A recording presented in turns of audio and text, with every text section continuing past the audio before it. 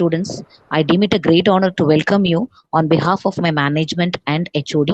Now, I would like to invite one of my student, Maurya, to give a brief introduction about our guest of the day today. A very good morning, everyone. With immense pleasure, I'd like to extend a warm welcome to everyone on behalf of the Department of EEE of RMK Engineering College to the last webinar of the series on electric vehicle trends. It is indeed a privilege and honor to welcome and introduce the speaker of this session, Mr. Prateek Kumar Badu.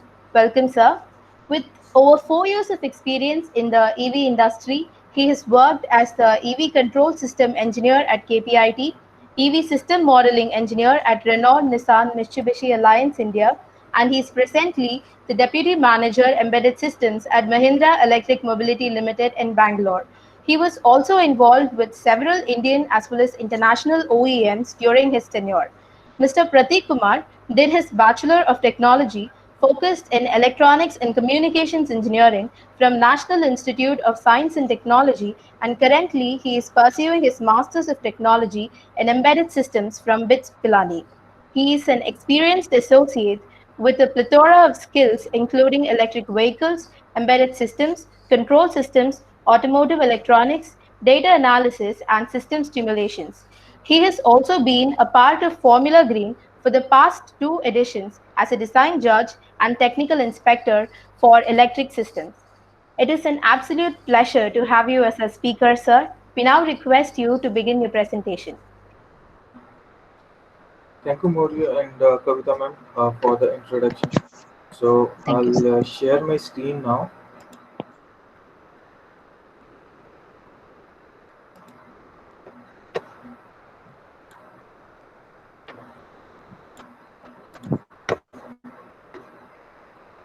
Yes, can you please confirm whether you can share my screen or not? Yes, sir. It's presenting now. Yes. Yeah, so I'll start then.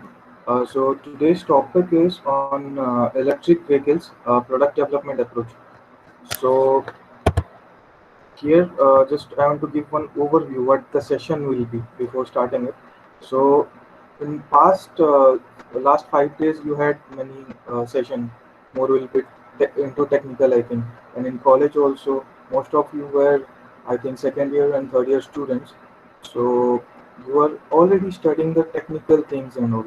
So what I feel when I was a student is we are learning everything in the technical aspect, but what is missing is the process orientation and how actually we should think, the processing part. So I thought that if I'll able to give a brief introduction on how the process and all, so it will give a proper shape uh, to your existing knowledge. So the session will be more informative, and I'm not going into much technical stuff because in 1 or 1.5 hours it is not possible to deep dive into some technology also. So I'll just make it more informative, and this session will give you a brief idea on how an EV will be developed for the market. And the motive behind the preparing the session, as I have already explained, is to give a shape to your technical knowledge, which will be very helpful if you want to really grow in the domain of EVs. Like nowadays, the trend is going on like startups and all. So it will be very helpful actually if you students are interested in opening some startups and all. So it can give you a process idea how the actual production or development should be. Okay. So, and I'll try to finish all my slides within first half hour. Then next half an hour we can spare for the question answer and other discussions. Okay. So I'm moving on to the next slide. So this is the session content for today, and we'll start with the introduction to EVs.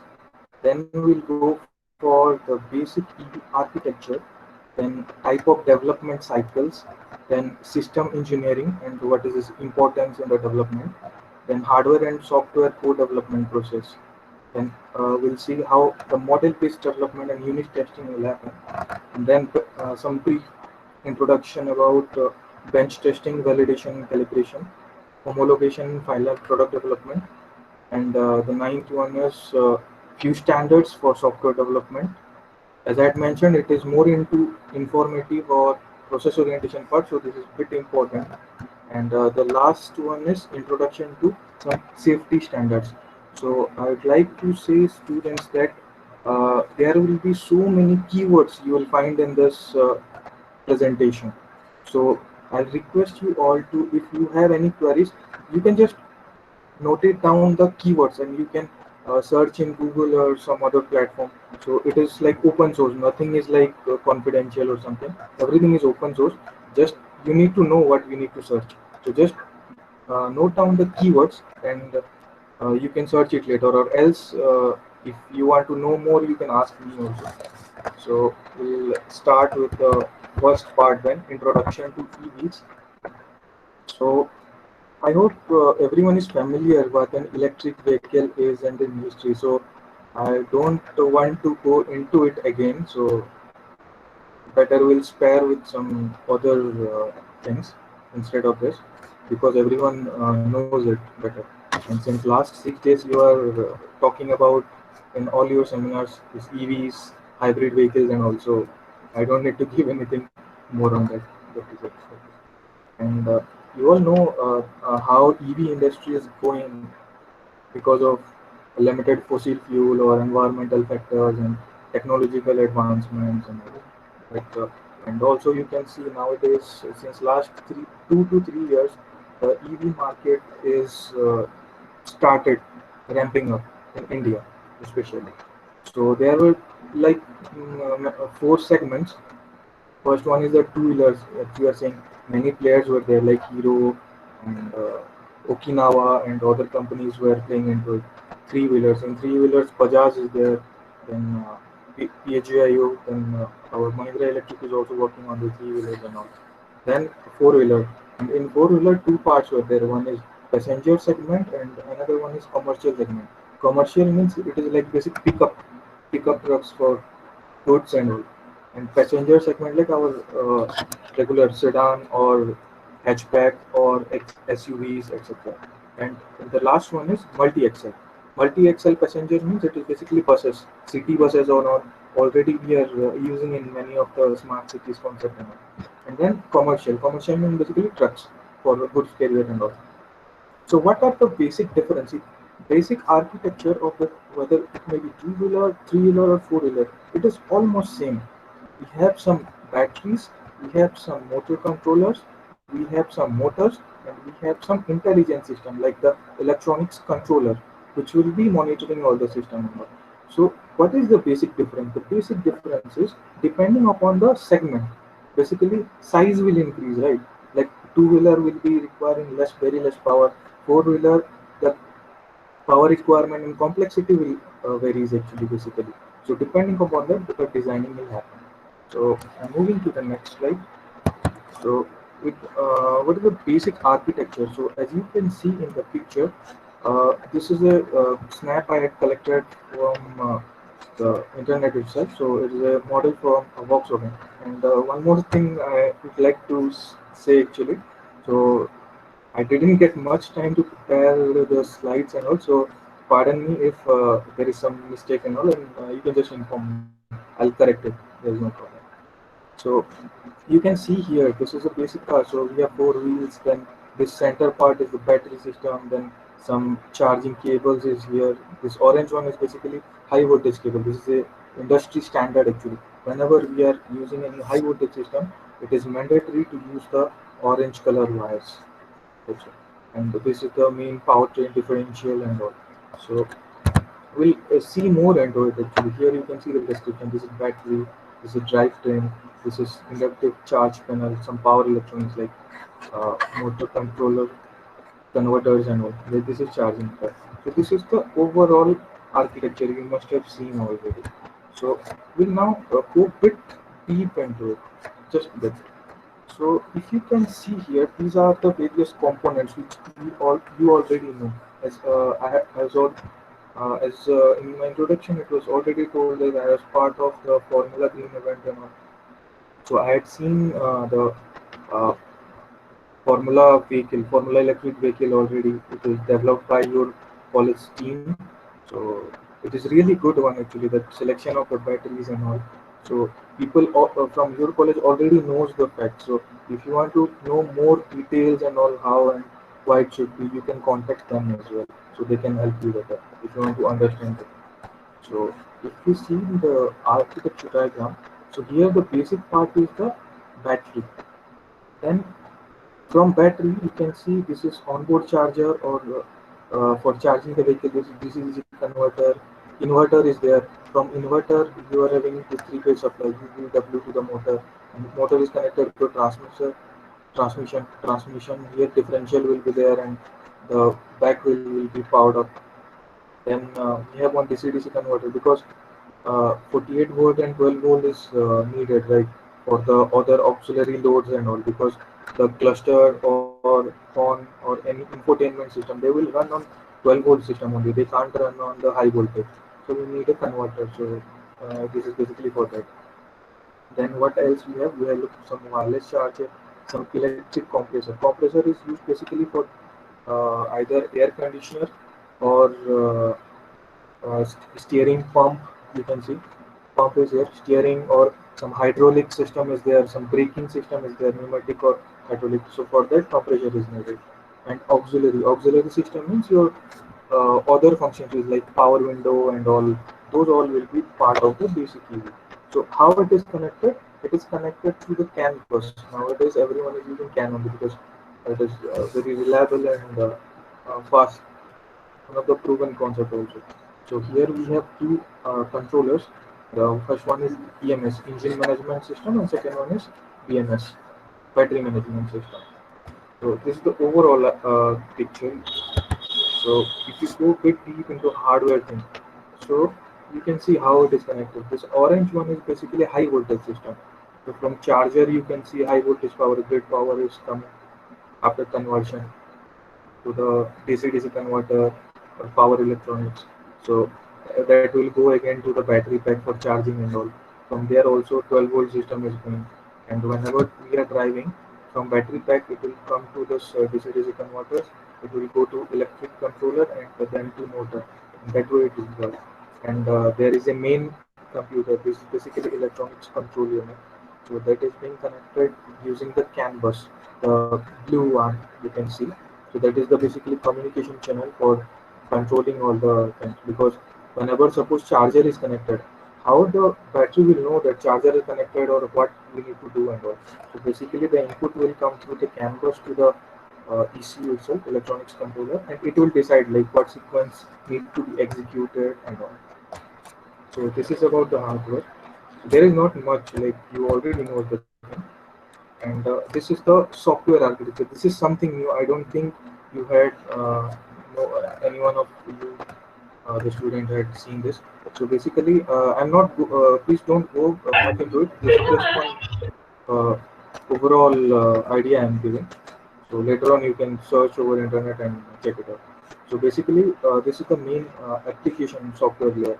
So whatever functionality or controls we need to do, that we need to implement here.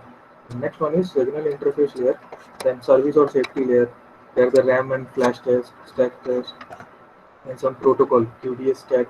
UDS is basically Unified Diagnostic Services. So that will be there, and HL layer, then low level driver. So you can just ignore it. So just remember that whatever basic functionality like PWM, pulse width modulation, or NVM memory, then CAN, LAN, this interfaces will be at lower level drivers. So we'll see the basic structure later actually. You can just ignore this one. And, it's a bit tricky to understand this one. So I'm skipping this part. So next thing is we'll see what are the type of development cycles. So basically in theory if you go, so there will basically two type of modeling development approach. First one is linear and second one is iterative. So linear is basically predictive models. So what we can predict. So there were two models we'll cover in detail actually about this. So first one is the waterfall model and second one is the V model. This I think you most of the people already knows this. Whoever is studying the operating system and also there some part is covered. So again the iterative means it is adaptive system. Like we can't predict how it goes, how the development will goes. So if that is the case, if any product development, then we will use this iterative models. There is two parts actually. One is the spiral model, and second one is the agile scrum model. So we'll go in detail for all the both. This is very important actually for any kind of development.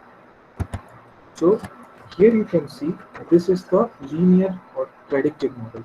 So the here right side one here you can see this is the waterfall model. So in waterfall model, what we are doing is first step is always you can see this is like some looking like some waterfall, right? Based upon the appearance only the name like this. So first phase is always project planning. Then after planning, requirements will happen, and then analysis, then design, then coding or implementation. You can say. After implementation, we will test it. After testing, directly it will be deployment. But there, you can see there is no like reverse or feedback loop or something. So this is the negative point of this waterfall model. But for few cases, it is applicable. Like suppose in civil engineering, they are uh, designing some house or something. So what they will do initially, they will just do the project planning or by the architecture or civil engineers after gathering the requirements and all from the customer. Then they will analyze, they will design the actual flooring or how the appearance and all will look. And coding, instead of coding, it will be implementation part. So they physically build it. And test part will be you can ignore that. Then deployment, like they will just directly give to the customer. So after that they will not look into it. So whenever this kind of requirement there, we will follow this waterfall. Then we'll come to V model. This is the most important thing, V model. So throughout the whole session, we'll concentrate upon this V model only. The whole discussion is being roaming around this one. So you need to pay a bit more attention to this. So V model, what is happening is first left side, one left axis and one another one is the right one. So in the left, topmost left, you can see the first step is always requirement analysis, and after analysis, it is followed by high-level design or architecture design something, then detailed specification, then the lower part, the junction point, it is coding or implementation, you can say. And on the right axis is so here I want to say one thing. The left axis is all for development work, and right axis right to y is always for testing purpose. So left side whatever requirement we are writing or whatever implementation we are doing, so right side y axis, so we'll just verify it using this whole part. So I'll go into detail actually, exact details how exactly happening. So this is just the overview for the V model, and you can see the shape itself is a V size, so that's why the name is like. So I'm going to the next two development cycle. It is a spiral model and agile scrum. So I'll start with the agile first. So as you can see the left side one. So what they will do is in the agile, first they will plan, then they will design, then develop, then test, then release, then get some feedback. After that, they will based upon the feedback, they will again plan it. So basically, this agile is uh, followed in all the IT companies. Whenever this IT infrastructure development or anything is in IT software development, anything, so they will prefer agile actually because this is very suitable for planning and all. Because they are planning, designing, develop, they're completing one cycle, getting the feedback, and again doing it. So easy to manage actually, and it is compatible. So they are using agile methodology. And the bit complicated one is here. So it is a spiral model.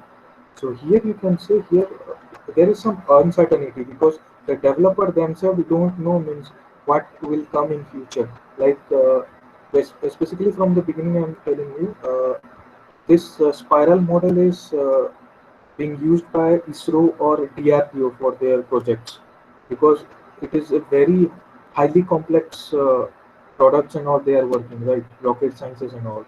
So they also can't predict it, without the testing data and all. They can't predict everything. So whenever they are implementing after phase by phase testing only, they will get to know means what are the problem and how we need to resolve it and all. So they will use the spiral model. So in spiral model, what will happen is first they will uh,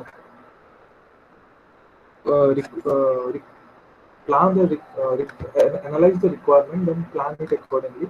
This analysis, then they will build the proto one, and proto one will go for the validation, verification and validation. The, after that, they will review it, and then if some problem is there, they will again plan for that particular problem, and they will again develop the prototype too. So likewise, spirally, like it is an infinite time it can go actually. It is not like Proto 1 and 2. It can go for 100 also, Proto 100 also, depending upon the complexity. So this is about the four uh, cycles, development cycles. Okay. So now what we will do is we'll just concentrate upon this V cycle. Rest of the thing just for knowledge I had shared.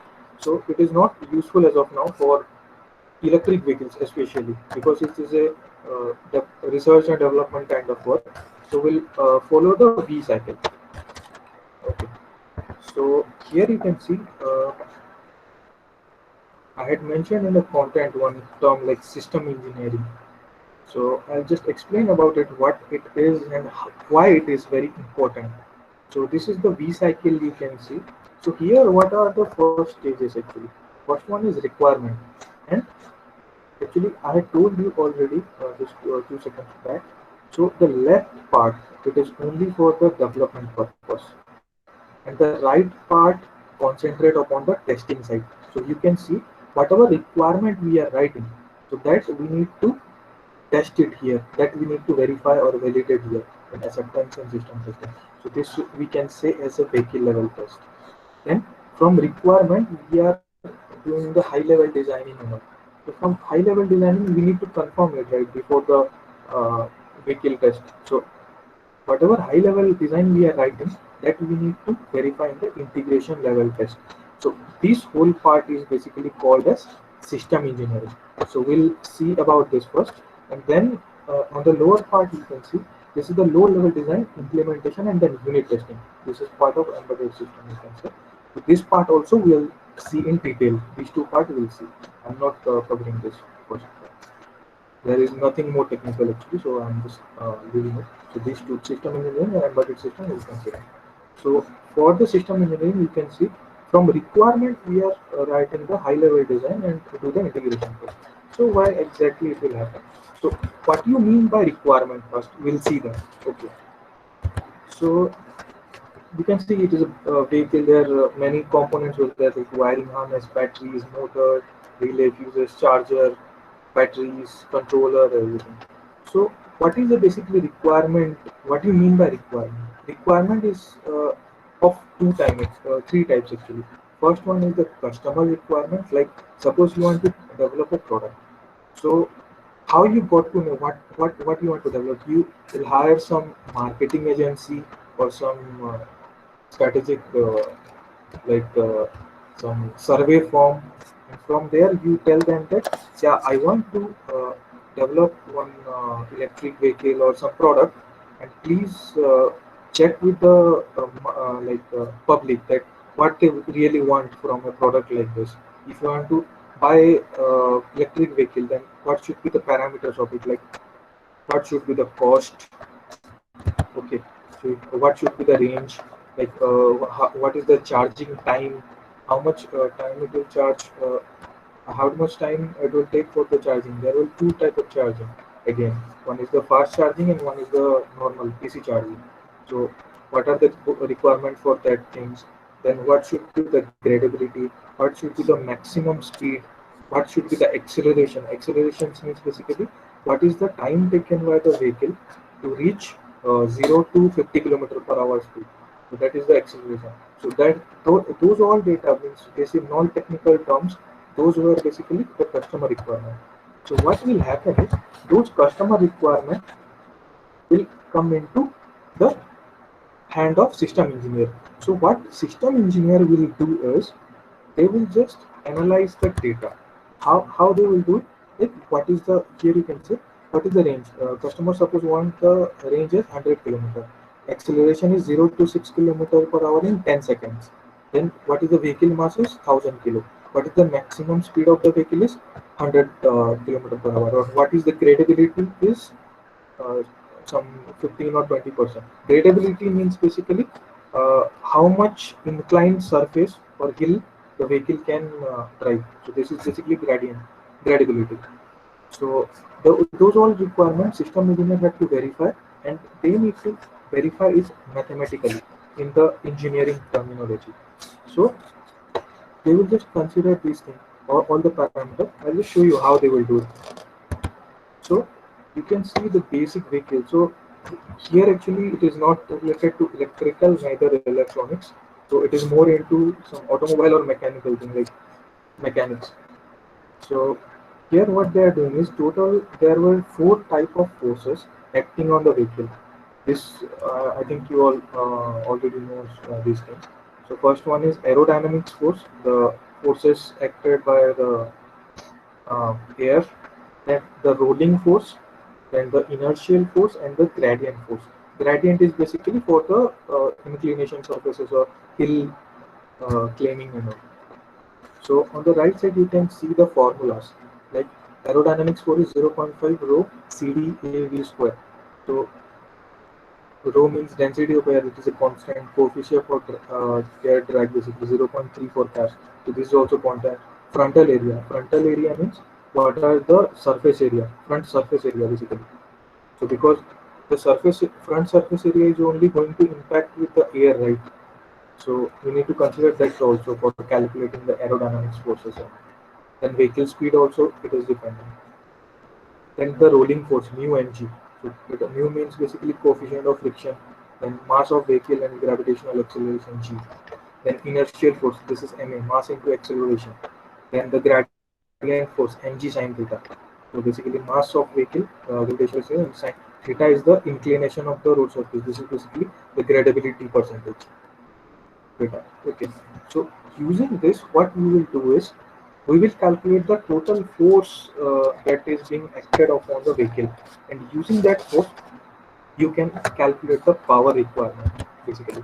So what is the maximum power that is being needed by the motor, and for the range also you had mentioned like suppose range 100 kilometers is needed.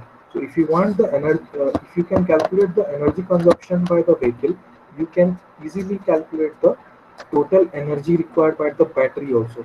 How much battery, what is the battery capacity, you can decide using these formulas basically.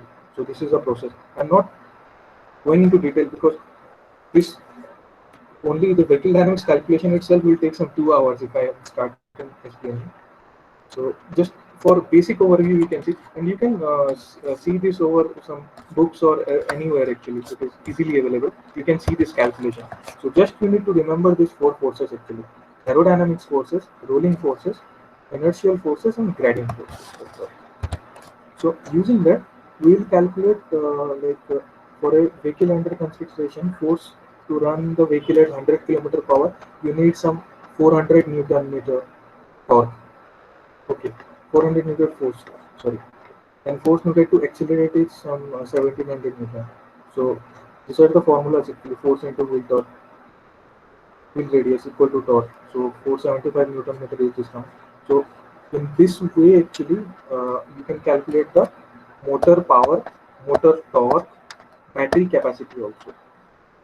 So I'm just going to next slide. So please don't go in much into it. Okay. If needed later I will explain it one more time. So that way same.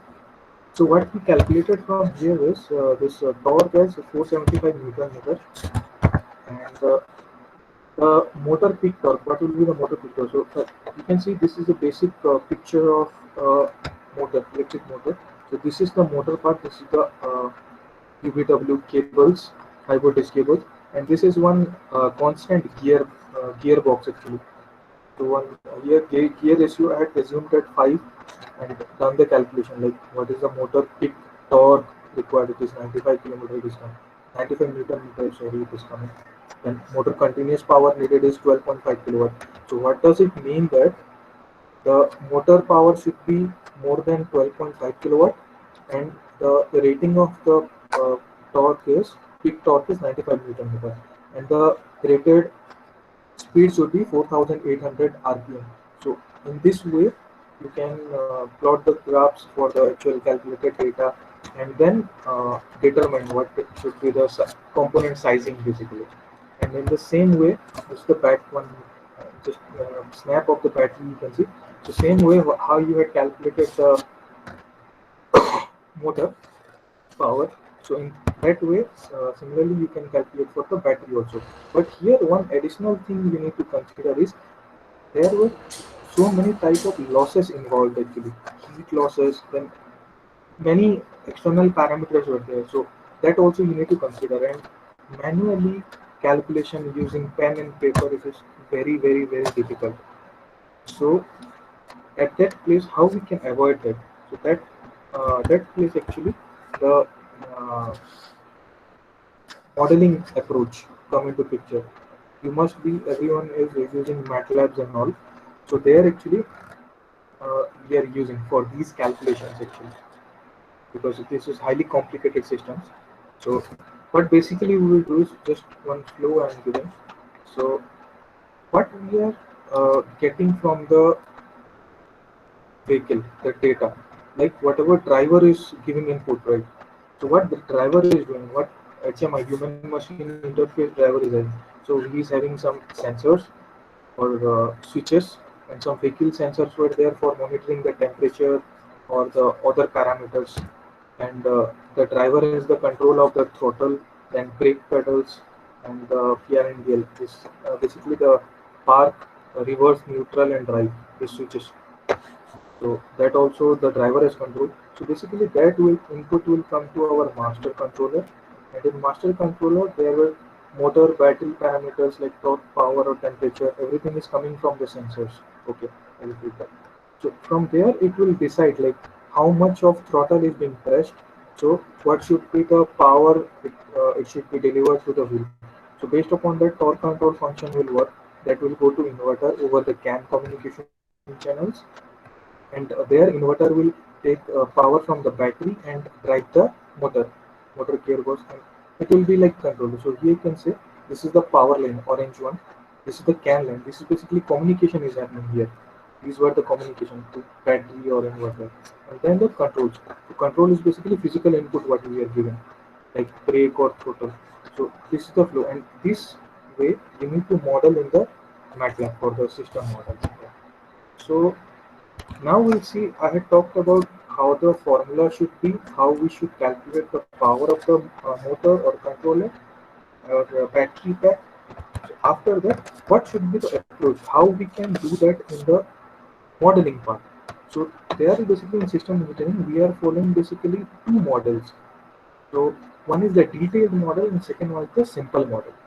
So detailed model, what about the detailed model? I don't think anyone of you have heard about it.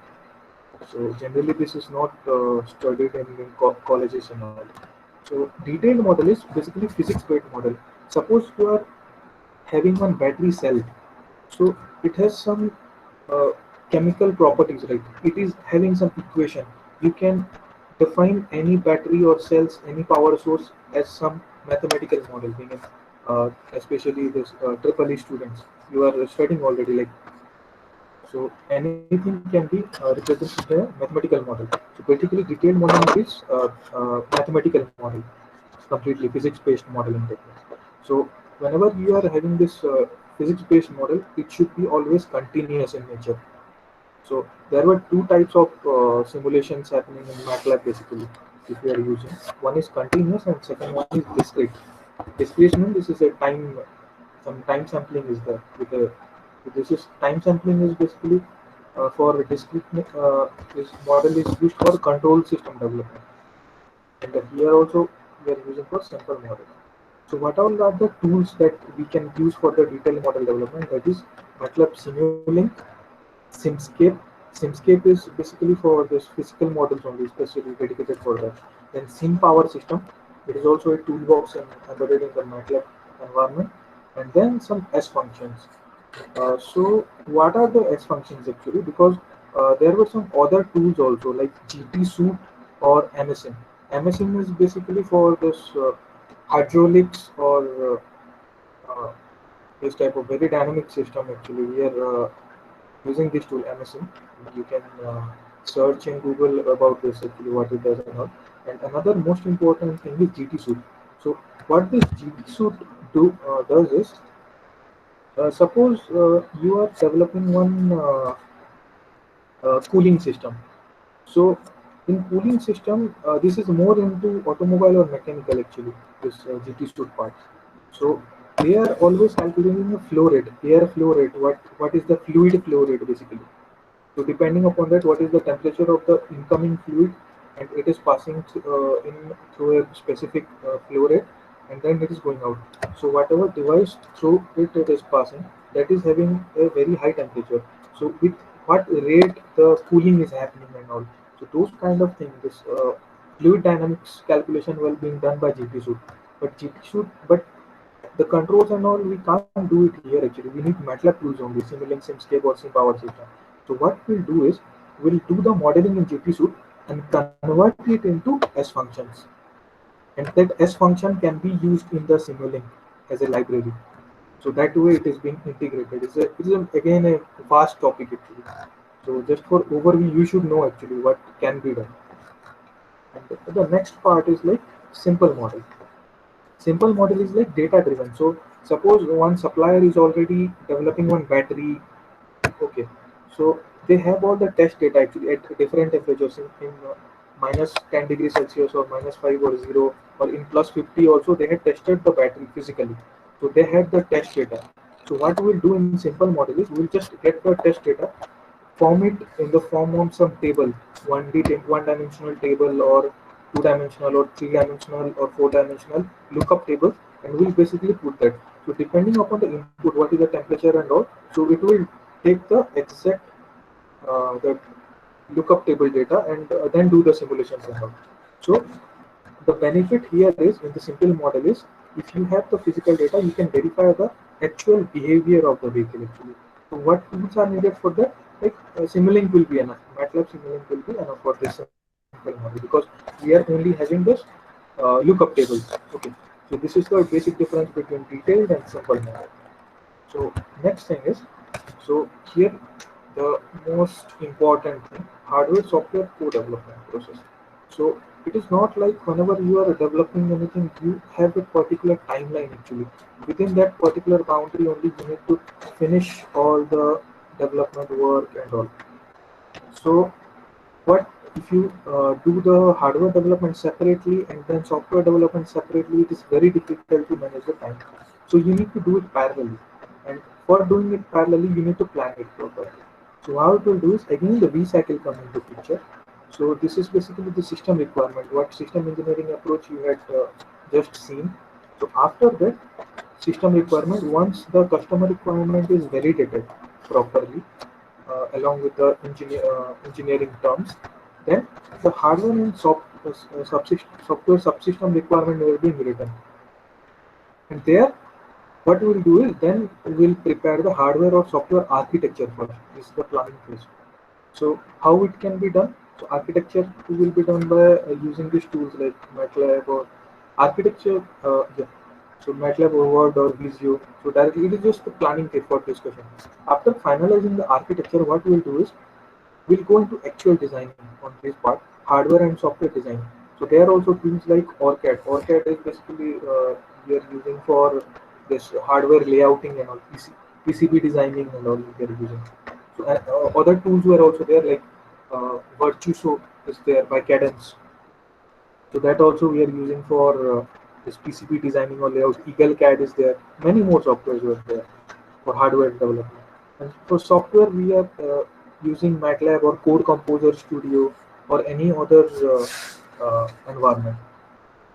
Okay, so what we do exactly here is after hardware software designing, Yes, yeah. After designing, the development will happen. After the development, it is like actual coding or some, maybe PCB manufacturing or something. After that, the review will happen. After review, the testing part will continue. Actually. First, for the hardware or software design, we'll have the mill or cell. Mill is basically modern in loop. and cell is software in loop. We'll see in detail actually about this testing, unit testing. And then integrated level testing is there, module testing. Module testing is for the hardware or software architecture. Then the functional test will happen. Hardware, software, subsystem will come. And then the system level test. So everything is integrated. Hardware and software is integrated at this level, and system level test case will be in there. So what all are the tools? You can just have a brief look into it. So here mainly you are using for MPD model-based development process, the MATLAB, or for, if it is a manual code or something, it is a Code Composer Studio. Then some vector tools were there, a National Instrument or LTRA tools. Many options were there. So this is the basic overview of the hardware software code development process. Then we'll go to the, here you can see the software design part. So I'll continue from this part from the next slide onwards. I'll cover this part of this lower side of the view. Software design, software development, the review and unit testing. So this part I will cover in next few slides. So here you can see, and you must be heard this term frequently, model-based development. What is this model-based development? But you are using the MATLAB, that's why it is called? No, that is not the thing. The thing is, previously in old times, like 10 years back, what people are doing is, they are manually writing the codes actually, C code and all. So what is the problem with that? Like every time you need to test it actually. If you are writing a small function or small logic also, you need to write it. And suppose in later, after some 2 years, it is already developed, some major problem you observe. So there is a change request for changing the software. So you need to repeat the all cycles exactly, like, and manually writing the 2000 or 5000 lines of code and manually verifying which will take a lot time actually, a lot of time. So to avoid that, what we are doing is we are doing this model-based development. Model-based development is basically, here you can see the V cycle, it is converted to the linear one now. So we have the requirement, we have the system level design, like that also includes the control part, electrical part and mechanical part. And the implementation side is like, finally whatever you are doing, coding and all, it will go to some microcontroller, right? So you need some embedded codes or hex files. So that is part of the implementation, and some hill branches. We'll talk about hill also, and the integration part. So what here it is happening is, this is the basic architect overview of the MPD, model-based development. So you have the car models, then here the vehicle controller. Actually, whatever model-based development program you are going to write, that will be here only. It will be placed here. Then we have some environment like the temperature, room temperature, or vehicle temperature, or motor temperature, or other factors like which is coming from the sensors, that will come here. Then we have some drive cycle sources, and then the longitudinal driver. So basically this is the controller part. So whatever the HMI and all, so this is being replicated by that. And one thing I forgot to tell you, so what do you mean by drive cycle actually? So drive cycle is basically a particular pattern approved by some government authority, which we are using basically for the testing or post determination purpose. So if you have any more query, like you can contact your formula electric team also. They must be using this drive cycle for their simulations. And the next thing is, what are the tools basically we are using for model-based development? So tools like Simulink, then Stateflow is required for the development purpose. Then this is something new for you, I think. Embedded coder and targeting. So embedded coder is basically whatever model you are developing, using embedded coder, you can export the code out of it, code out of the model. So you don't need to manually write the code at all. So directly you just need to develop the model or logic, whatever control logic you want to implement. That you need to implement the Simulink or Stateflow, and then verify it using the Simulink toolbox itself. And once everything is verified, you can just, using one click, you can generate the code with proper settings and all. So there were this is two different tools actually.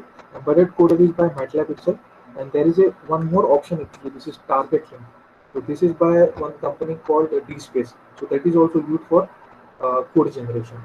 And after code generation, we have some testing method like nil, cell, and hill. Model in loop, software in loop, and hardware in loop. So model in loop means whatever model you are developing using the Simulink and state flow, that you can write some test case and directly execute it and check the output. So whatever you design that is proper or not, you can directly verify on the system itself. Then comes into picture the cell. Cell is basically software in loop. Using this embedded coder or target link, you are generating some code out of the model, right? So the same test case what you had run for the mill model in loop, you can run the same test case for the software that is being extracted out of the model.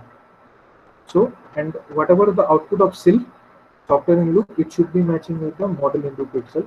So after that, you can compare it and verify like it should be matching. If there is some problem, you need to do the rework again, remodeling. So once this part is done, then come into picture the hill actually hardware in loop. So there are the integrated level softwares that will go into the so hill is basically it is a dedicated hardware is there actually. Hill bench we are calling it. So hill bench we need to put the code, then we have actual the microcontroller and all. We try to control it. So it is a in-house lab testing kind of thing. Inside it is an experiment kind of thing. We are doing it lab itself. So that is the process of it, and after that only the software is allowed to go into the actual vehicle. Okay, so you are very curious like how the Simulink model and state flow. I'm speaking from long time, but then how it exactly look like. So you can see here. So this is basically the MBD looks like how model based development. So here you can see this is the controller subsystem. Okay, so inside that the controller logic will be there, and here it is the plant model. Yeah. So initially I had told you there were two type of model. One is this detailed model and simple model. So what is the role of it apart from the system engineering? So role will come here also. In plant model we have those kind of things. So whenever we are controlling anything, the control signal will go into plant and it will try to drive those plants actually. Those were the detail or the simple type of models. It will be placed here. And this is the control model. And the code which we are generating, this is for this controller. For plant, that simple or detailed model, we cannot generate any code. There is no significance. Okay, so we can make it clear. So what it is doing is we are just uh, sending some control signals. The plant will execute that, and the feedback we are getting from here again. And depending upon the feedback, we will do the action, necessary action again. So feedback loop is there, and this is the test sequence, initial test sequence we are doing. And here you can see the test assessment. So here we are checking all the output. So the basic MBD will look like this actually, whatever we are doing. So this is a BMS closed loop model. So next thing is you can see the controller here, right? So what is inside it? So this part will come into picture. So inside you can see many inputs were coming.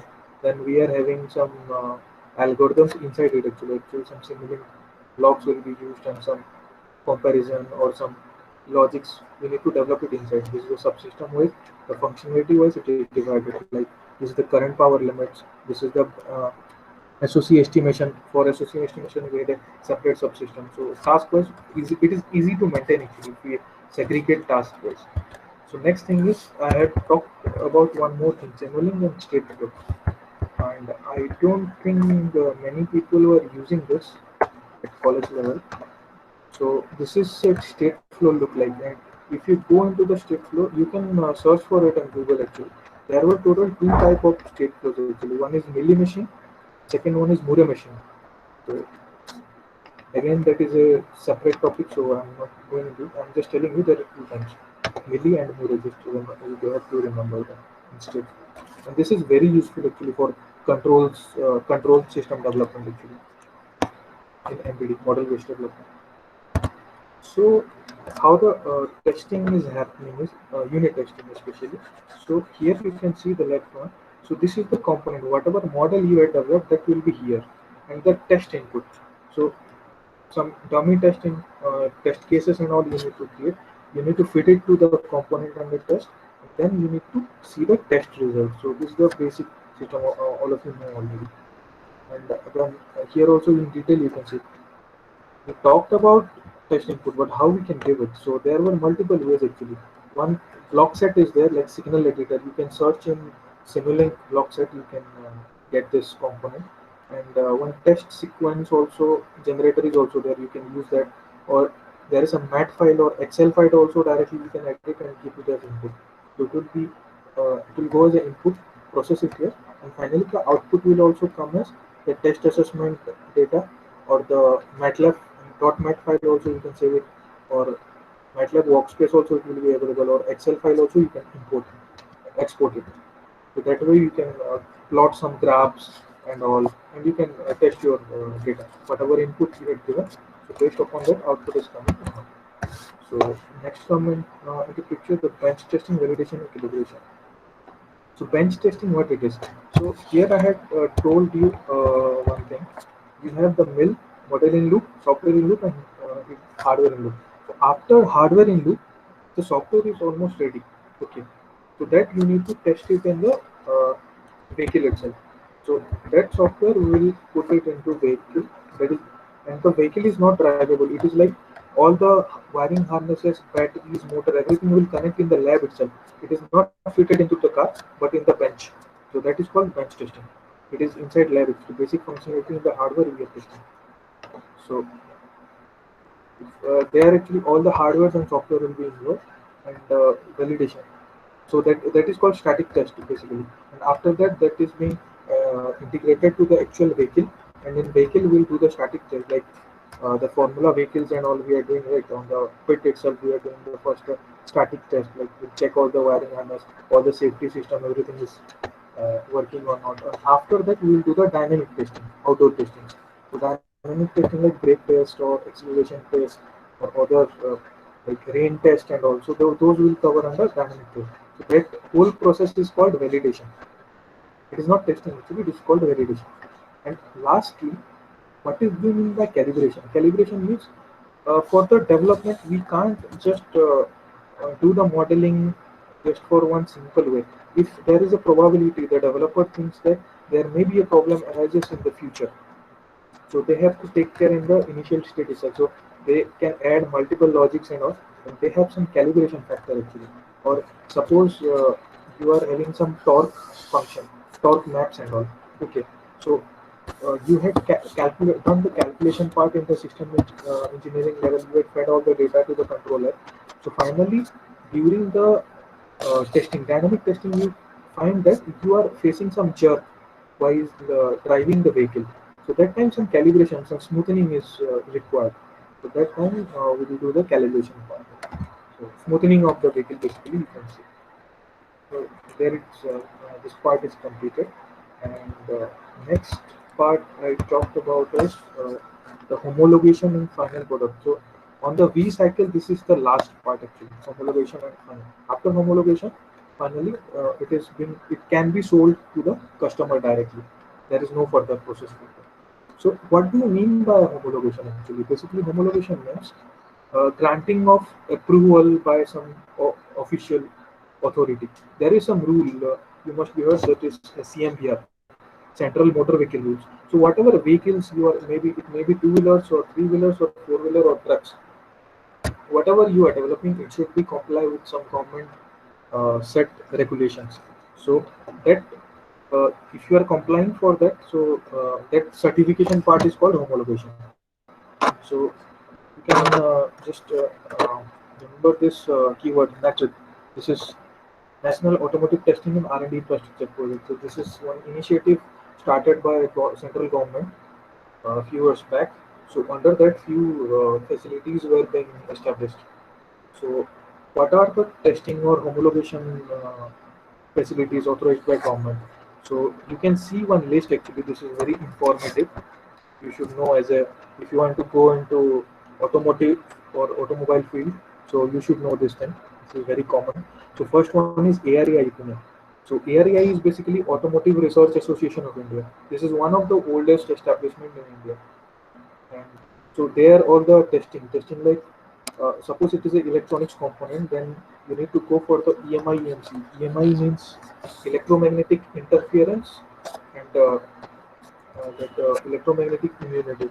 So RERI, radio magnetic immunity, radio magnetic susceptibility. So those kind of tests were there actually.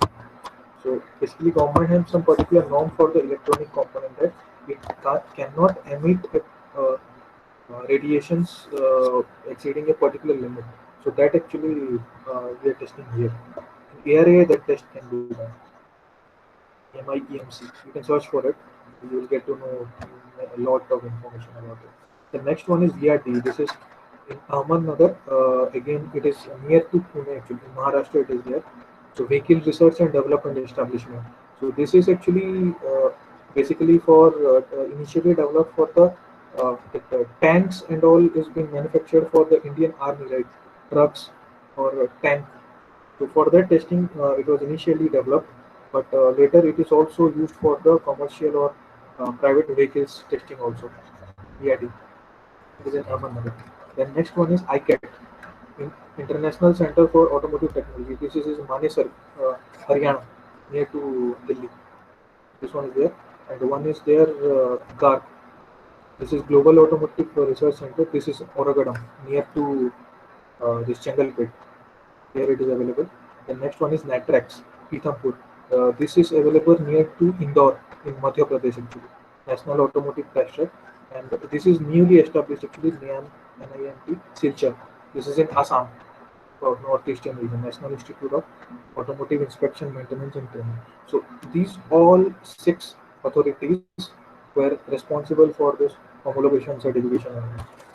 Any vehicle want to be sold in the market, they need a certification from any of these organizations. Okay. So then we previously talked about the modeling and all. So there are few standards involved for the software development, and those were like MISRA. So MISRA stands for Motor Industry Software Reliability. I think you must be knowing this. There is some standard called MISRA C that we are using for the regular any code writing and all. So that same standard actually we need to follow the MBD process only. But only one difference is, as we are not writing down any code manually, we are developing a model. So whenever the embedded coder or target engine automatically generating the code, they will comply with the MISRA standard. They will follow the MISRA standard. They have the proper comments, implementations and all for generating the code. The final code you can see that will be MISRA compliance. The next one is MAP.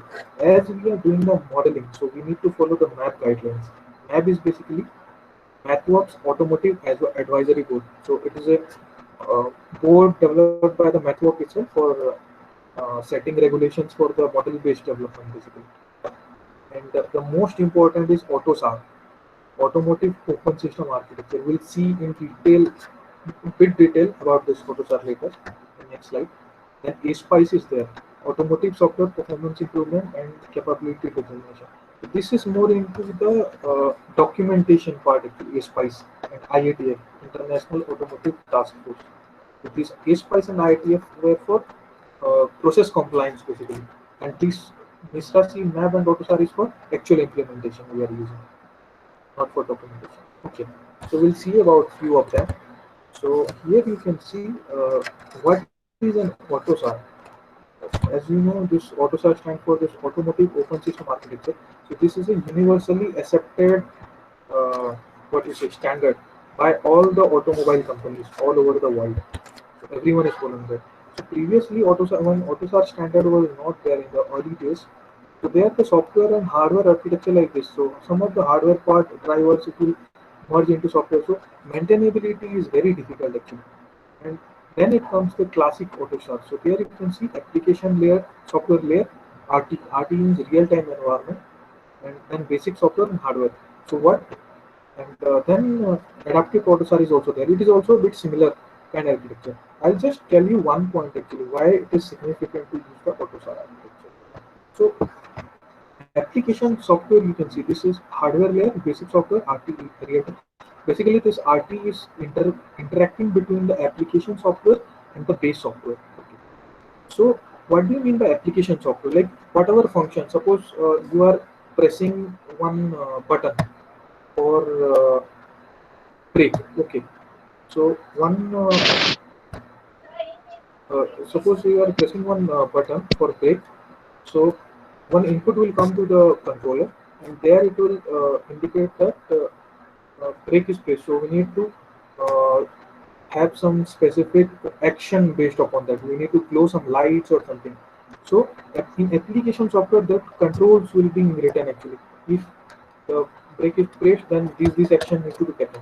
So that application part it is written here, and that will again set command to the base software. And there will be for if we want to close some light or something, there will be some hardware pin for that controls, right?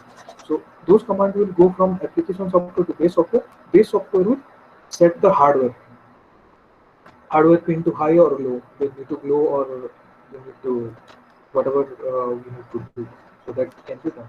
So suppose the problem is suppose today we are using some microcontroller like some at Mega family, some at Mega 16 or 128 some microcontroller. Suppose today we are using, and tomorrow we got to know that we don't have enough space in the microcontroller because microcontrollers are having very specific limited memory. Actually, we need to manage with that.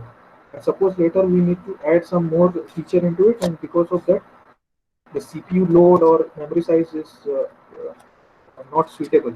So we need to change the hardware. So if you are not following the AutoSAR standard, you need to write the whole code, every interface, everything again for that specific hardware. It will not be hardware independent. So if you are following the AutoSAR, what we need to do is, suppose you are changing the hardware, just the base software you need to change, nothing else. Application software will be same. Base software, the hardware interface in the pin mapping or something, just change it. And the RT is there, real-time environment. So this is basically this is the interface between. So whatever is the base software variable, just assign it into application again. Just this RT layer will change. And application you don't have to touch it. So it will save a lot of time in development or carryover functions actually. And suppose you are because of this actually, suppose you are developing one particular model, you can reuse it multiple time in multiple variant of the vehicles. There is no constant. You don't have, it will save the development cost also. Because of that, you are using this AutoSAR architecture, and there the MBD will load the picture. So whatever model-based development we talked about, those that is only for this development of application software, not for this thing. These were separate. Only for application software, we are using the MBD model-based development. I hope it is clear for everyone. So I'm moving it to the next slide. So this is the same actually. So how the application layer look like. So this is one function. Suppose torque control function. This is some cooling system function. This is some auxiliary control function. So all model-based development, this softwares and all, everything will lie in this application layer. Then runtime environment is there in basic software. So it will basically interact and do all the functions. Okay. So one more standard is there, IATF. So this is more into process orientation, documentation and all. So there are actually 6, but I'm just quickly skipping it. It's not so important. If you just know this word IATF, so there were some software requirement that whatever in vCycle we had covered, right? Requirement analysis, architecture design, detailed design or unit construction, then unit verification, integration test, and qualification. So all documentation we need to maintain in this sequence actually. So that is the significance of it. And the ASPICE is also similar to this. So next, this is the most important thing you can say, the safety standards. Whenever you are developing anything, so safety is a must. So we'll see. I mean, so I'll take another 5 minutes just to finish. Then we can start the question and answer session. I have some 2 or 3 more slides on here for the safety. So absence of unacceptable risk due to hazard caused by malfunctioning of the behavior of electrical or electronic system. So nowadays in automobile or let's say any electrical things, so there were so many electrical or electronics components were involved. So because of this electrical or electronic failure, if some hazard is happening, if it is harming the environment, the human is also considered. Suppose it is a life threat to the humans, so that is very risky and that is unacceptable actually. And because of that, we are following the safety standards. So what is the basic safety standard? Is we have one ISO standard called IEC 61508. So basically that is for the generalized thing actually. It is not specific for only automobile. So that is how the ISO 26262 is emerged. So this is very important term. You just need to remember this word ISO 26262. So first edition come in November 2011. It is a carryover of IEC 61508. So basically, whatever automotive related the safety standard is there, that is being carried over to here from this IC standard to ISO. And second edition just released in November 2018. So what it means actually means this safety standards or ISO 262. There is total three parts actually. How to assess the risk part. First one is the severity. Severity means degree of harm, means how it can harm. Because suppose some electronics failure is happening in BMS, so maybe battery can burst, right? So if battery is bursting, like all the present life will be threat, will be in threat. Whoever is sitting inside the vehicle itself. So that is the measuring the severity is the degree of harm you need to do for the risk assessment. Then the exposure, frequency of other, how frequent it is possible to for that particular incident to happen. So that is the exposure, and then controllability, probability of control, how we can control that. So that is the three parts of the assessing the risk of the hazards. So for that risk assessment, what we will do is we are following one uh, system that is called SL. This is automotive safety integrated level. You can just note down this point also. SL. It is very useful for the safety standards assessment. So what we will do here is we'll just look at the two parts here. First one is the fault tolerant, like random hardware failure will find fault tolerant. Basically, if some fault is happening, how it will behave. Basically, that study is called fault tolerance. Then and also how it is taken care of. So integratedly we are calling it fault tolerant. So then process repair. It is like systematic failure. Suppose one particular thing is failing, and because of that some other thing is failing. And because of the second thing, some third or fourth thing will may fail. So that is the process repair or systematic failure. So after accessing this, we need to assign some values. Like in SL automotive safety integrity level, we have four levels actually: SLA, SLB, SLC, and SLD. If it is very less severe but somehow important for safety, so it will be regarded as SL level A. And if it is very critical, like it's a life threat to some other person or something, it will be regarded as SL level D. So what we do is, depending upon the SL severity level, SL A or B or C or D, we'll have some take care measure. Like I'll just give you some small example. Suppose let us consider the example of a acceleration pedal or brake pedal. Whenever you are pressing that, there may be a chance that some false reading, some voltage fluctuation will happen in the output of the acceleration pedal, and some false input will go to the controller, and controller will can't know that, right? And it will give the full 100% power command to the motor controller. Then motor will function with the highest power actually. So that time maybe some sudden jerk will come, and without pressing the accelerator also there may be a chance of hazard. So that is very dangerous, right? So this acceleration pedal is considered as a SLC component. SLC, to severity level is level C. So for the level C, we have some precautionary measure. Like I think a few people may heard of this check in accelerator pedal. Whenever we are developing, there is a plausibility check. Term is there, plausibility check. So what is that? What we are doing is, instead of using only one sensor in the brake pedal or accelerator pedal, because if you are using only one pedal, there it's very difficult to measure the error actually. So instead of using only one, we'll use two sensors for the same input. So same, it will be whenever it is pressed, those two values should be same always, because failure of both components together is very less. The chances of failure is very less. So we'll take two inputs, and depending upon that, we'll match that two input in the microcontroller, then take the action. So it will be bit safe. So in that way, we can reduce the severity of the system actually. So that way we are following. So basically, we are now we are following. Everyone is following in market this ISO 26262 second edition. So there, this is for functional safety. We are calling it actually the standard. So there are total 12 parts. So it will morely explain about vocabulary, management of the function safety, concept phase, product development. This is very important actually. System level, the system engineering we are doing. So there is this particular standard chapter for the system level itself. How they need to follow the safety standard. It is described in this fourth part, and then product development for hardware level, and then product level for software level. So whenever you are developing any software and you are calling it ISO 26262 compliance, so that means you are following this part 6 product development of software level that you are following. Then production and operation, operating process, SL orientation and safety orientation analysis, and guidelines on ISO 26262. So basically, this is the way how we are following.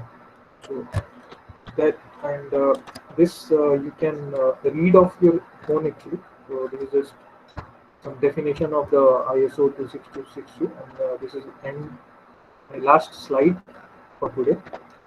So you can just go through it, and you can ask if you have any query. We have very few minutes left, so we had took a bit a lot time.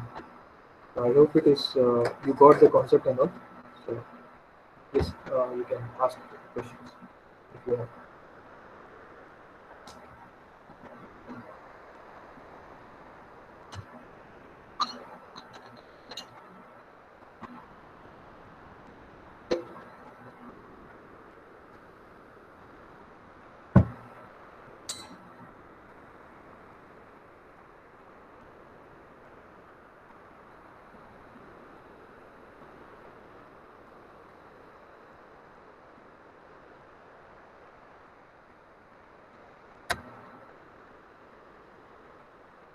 So basically, I'll just read out for you guys.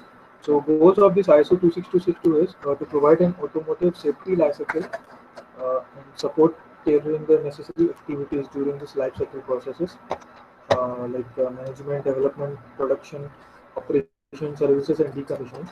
So covers the functional safety aspect of the entire development process, including such activities as requirement specification, design, implementation, integration, verification, and validation. Provides an automotive specific risk-based approach. Like I had already explained this automotive ASIL standards. So for risk class determination, we are using that, and uses ASILs for specifying the items necessary safety requirement for achieving an acceptable reduced residual tax, and provide requirement for validation and confirmation of measures to ensure a sufficient and acceptable level of safety being achieved. Basically, we are whatever probability of hazard is there, using this standard, we are basically reducing it. As I have best explained, actually using the example of the plausibility check for the accelerator pedal, so that way you can easily understand. So that is the method which we need to follow for all the safety critical functions, like temperature monitoring. If you are using the batteries and BMS and all, so there the safety critical system is the temperature monitoring, because suppose it is heavily charged, the cell voltage is going beyond a particular point, then it will be hit up instantly. Actually, if we are failed to detect the temperature rise, then there is a possibility of some battery damage or some other hazardous thing actually. So we need to take care of that. Like we can have multiple temperature sensors, or for temperature sensor also we need to see, like suppose the temperature sensor will detect that it is not working, so we have to stop the charging itself. We should not allow that. So like that, precautionary measures were being taken for the safety and all. So with this, my presentation ends. So just you can ask if you have any questions. Sir, uh, Yeah. sorry for here power failure. That's why. Sorry, sir. Okay. Thanks a lot for the quite lot of information, sir. Now Yes. the floor is open for question answer sessions.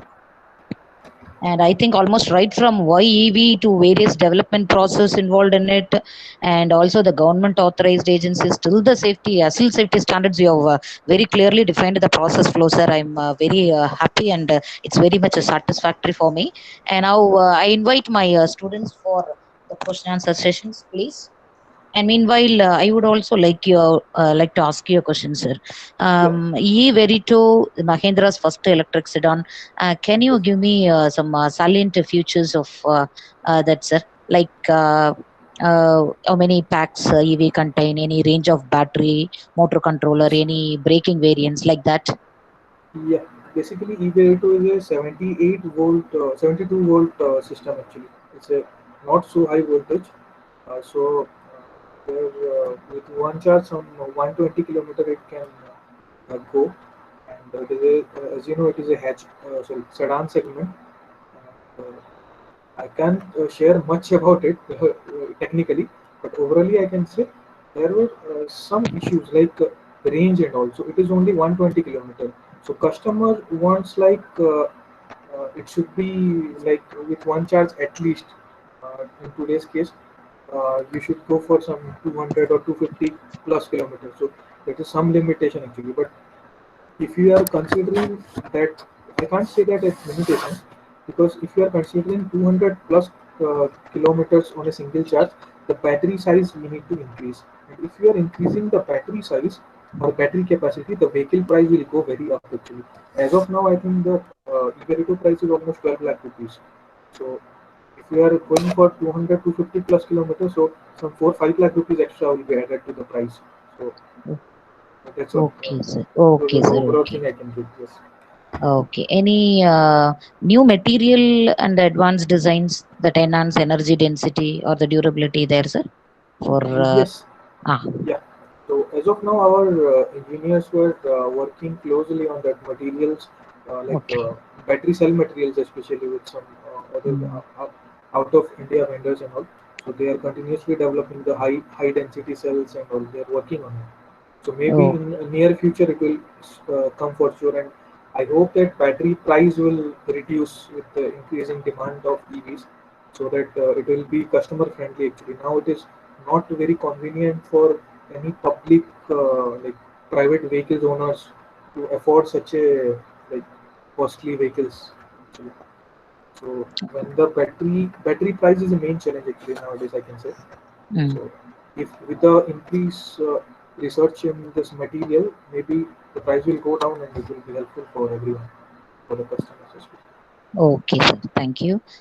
Dear students, you can make use of the chat box for your queries, or if you want, you can unmute yourself to talk.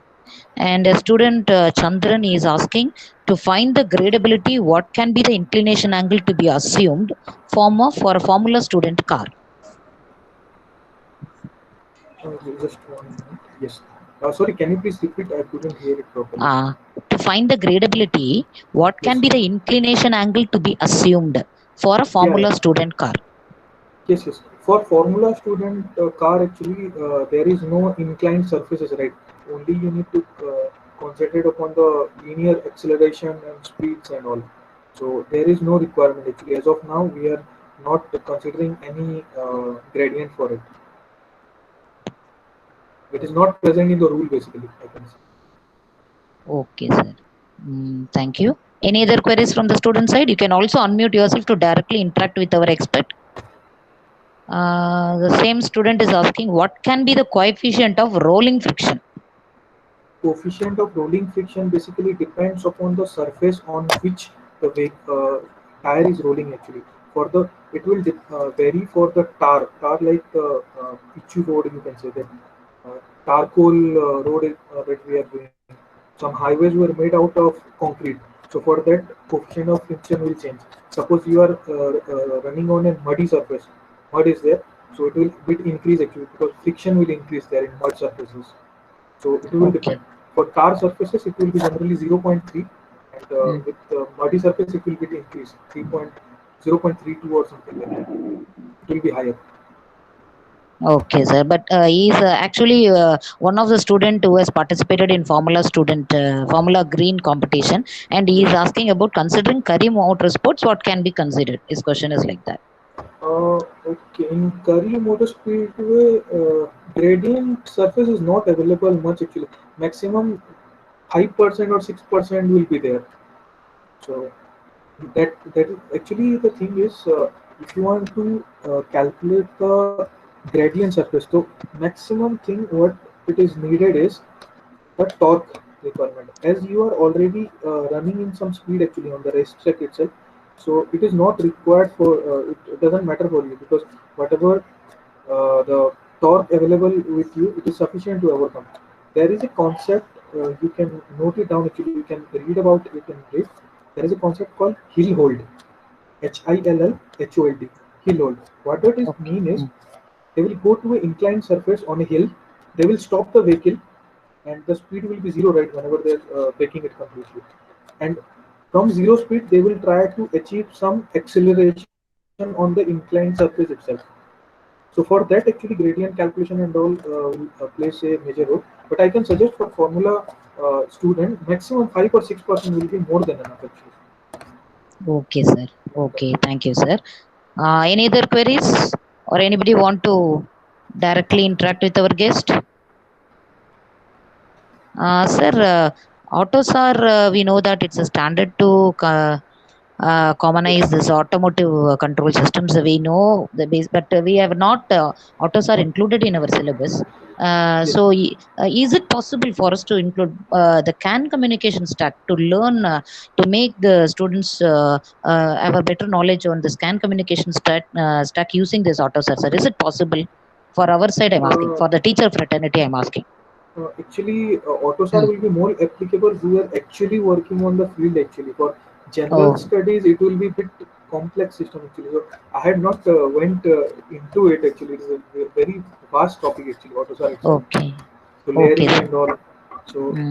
for students actually, I don't think it is necessary, but they should know like what it is and what are the things that can be done. It is a standard and why it is being used. So that will be enough, I guess, Okay, sir. because detail is And a very big topic to go into yes, detail. yes. And you now today only I came to know that there are so many type of AUTOSARs. You have told you adaptive Yes, AUTOSAR. All these informations are completely new to me, sir. Thank you. yes, And one more question on the chat box.